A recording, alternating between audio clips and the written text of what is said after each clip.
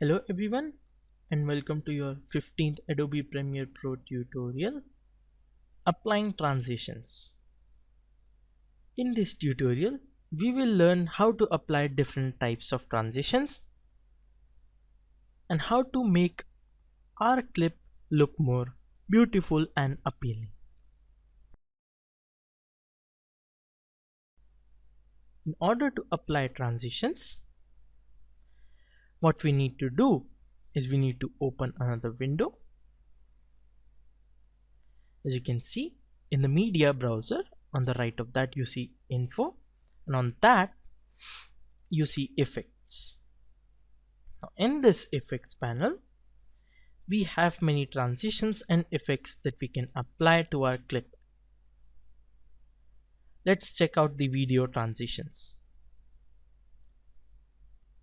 We have 3D motion, dissolve, iris, map, page peel, slide, special effect, stretch, wipe and zoom.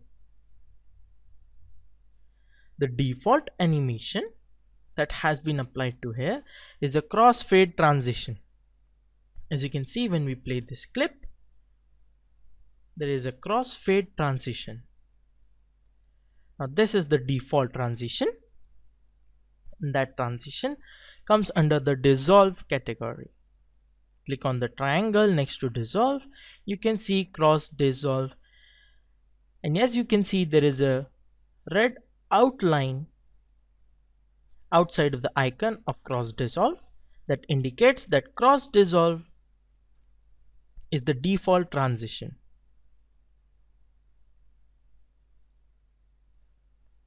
If you want to change the default transition, you can just select any transition that you want as default. Let's find a good one over here.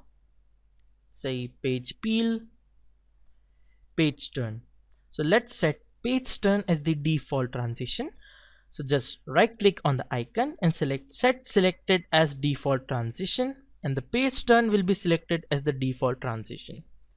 So let's check it out. In order to check it out, let's delete the clip over here by left clicking in an empty area and dragging to select all the clips, and then press delete on the keyboard. Now select all the images on the project panel, drag them to automate sequence, hit OK, and then as you can see we have page turn as the default transition. So that is how to change the default transition that is given there. Now if you want to change the duration of the default transition, you can go back to edit, preferences, general, and then from here you can change the still image default duration, and you can change the number to increase or decrease the time it takes. We will just hit OK,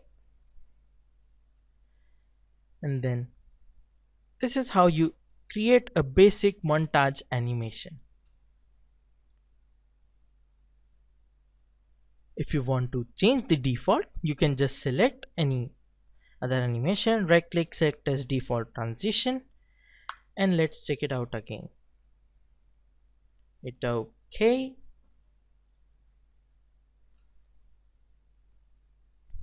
and then this has been selected as the default transition.